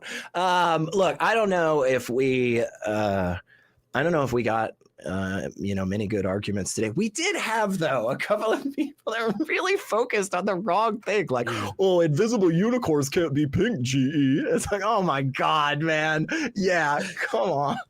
Yeah, and the whole show could be just titled that which can be asserted without evidence can be dismissed without thought.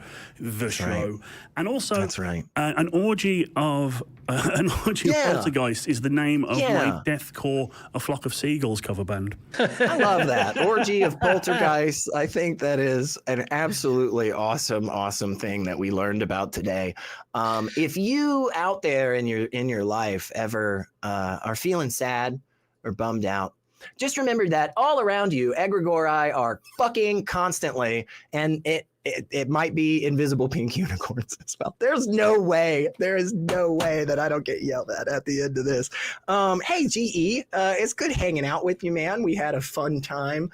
I don't know, do you have any thoughts you want to wrap everybody up with, or Yeah, I mean, I think that today's callers were kind of interesting. I wish that we got more direct answers to things, and I'm really sad that that he couldn't falsify my pink unicorn orgy. Like, just thinking about 3 pink unicorns doing a Spitfire, sort of thing, a spit roast on one in the middle. I mean, that would make my day right there. I think it's the only way unicorns have sex. A Spitfire is what happens when you mix up the lube with the deep heat rub. Yes. With the tiger balm. Yes. Oh my God. Well, Jamie, thank you so much for jumping in on that last call with us and hanging out the whole time. We always appreciate you, man. I'm going to try to be down there for the Bat Cruise. I'm going to try to be down there August 16th of this year, which is exactly 69 days away. Okay. And before the crew cuts me off or anything, as always, I'm just reminding you, Sundays, 4:30 p.m. Central. But I really do think we should have like condoms or sex toys or something. I really think at this point, like, we could do a lot with them, I don't know what the crew thinks about it.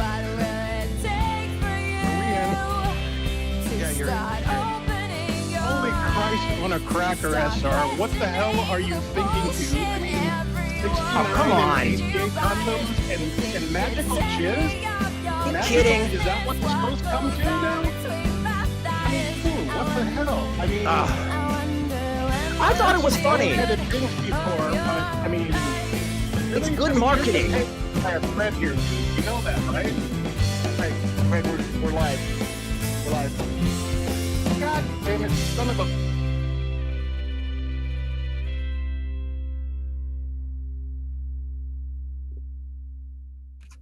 Watch Talk Heathen live Sundays at 1 p.m. Central. Visit tiny.cc/YTTH and call into the show at 512-991-9242 or connect to the show online at tiny.cc/callth.